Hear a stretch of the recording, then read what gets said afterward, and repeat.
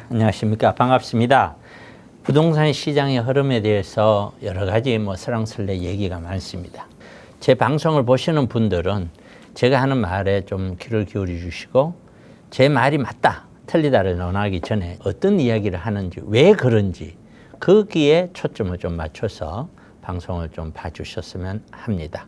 여러분들은 집에서 방송을 보거나 유튜브를 본다고 해서 결정되는 것이 아니에요.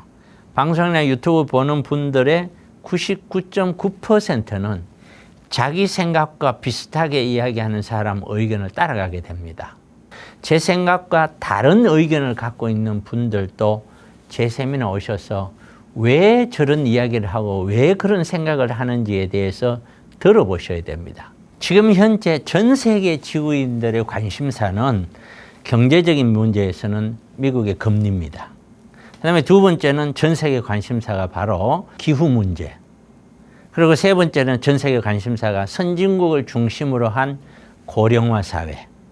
이 세 가지가, 그러면서 아이들은, 젊은 친구들은 결혼을 적게 하고 아이도 적게 낳고, 이게 전세적인 추세인데 문제는 우리나라는 너무 심하다는 거예요. 그것이. 다른 나라만큼이라도 가주면은 그래도 그만 할 텐데 너무 급하게 진짜 아이들을 안 놓다 보니까 이게 어떤 충격이 얼마만큼 올지 알 수가 없다는 거예요. 이게. 그래서 미국을 봤더니 5월 달에 강한 고용 지표가 비농업 부분에서 고용이 좋아요. 고용이 좋다는 거는 금리를 안 내린다는 거거든요.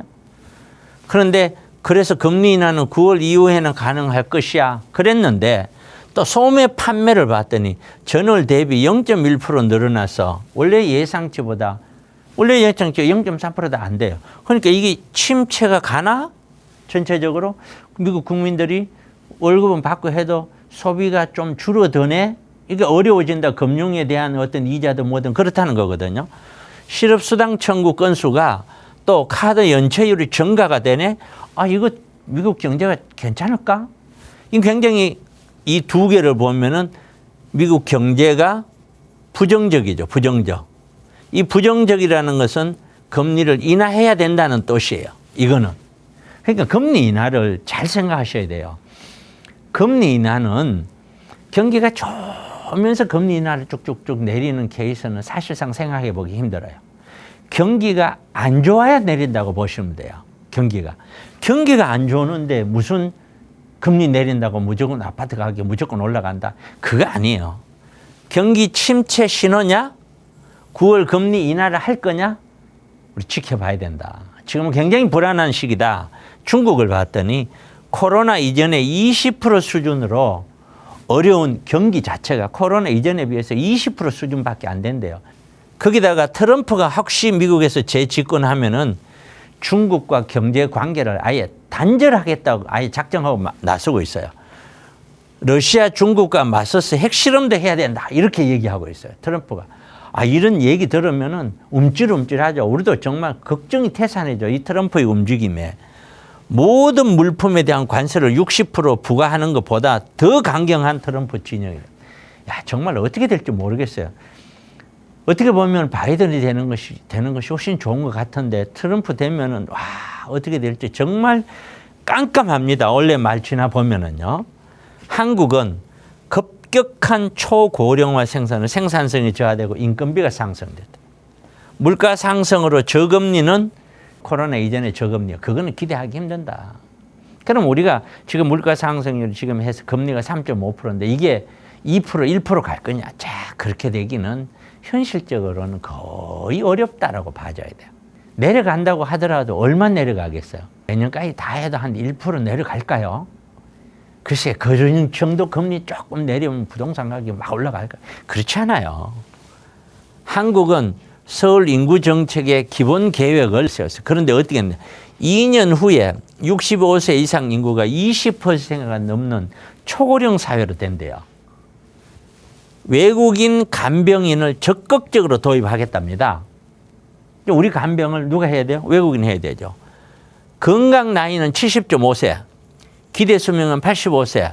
그러면 약 15년간은 요양을 받든지 투병 생활을 하고 있다는 거예요. 지금 현재 정부에서 예상하고 있는 거예요. 보고 있는 거예요.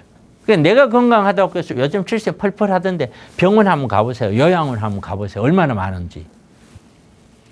2031년에 사회복지서비스업 기준으로 약 58만, 약 60만 명이 모자라는 거예요.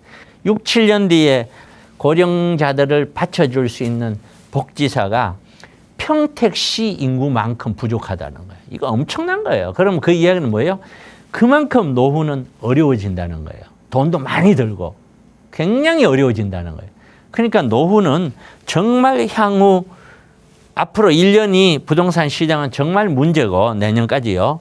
노후는 절대로 단순하지가 않아요. 은퇴 후에 노후 대비 자산 투자 이거는 정말 서둘러야 돼요. 내가 이거 하게 되면 다른 거 못해. 내 몸이 건강하면은 그런 생각 안 해요. 그런데 대다수가 나이 60 됐다고 뭐 50 후반 됐다고 내가 곧 죽을 것처럼 생각 안 하잖아요. 그러니까 또 재개발 사든지 뭐 사서 재건축 사서 돈을 벌고 싶고 막 그런 생각을 갖고 있잖아요. 그런데 거기에서 몇 년만 그냥 돈이 묶여 봐 보세요. 어떤 현상이 빚어지는가. 엄청난 고통이 올 겁니다. 그래서 노후 대비는 돈을 얼마나 많이 버느냐가 아니에요. 얼마나 잘 지켜내나요. 제가 왜 이런 이야기 들은지 궁금한 거 다 해결을 해야 되지 않겠습니까?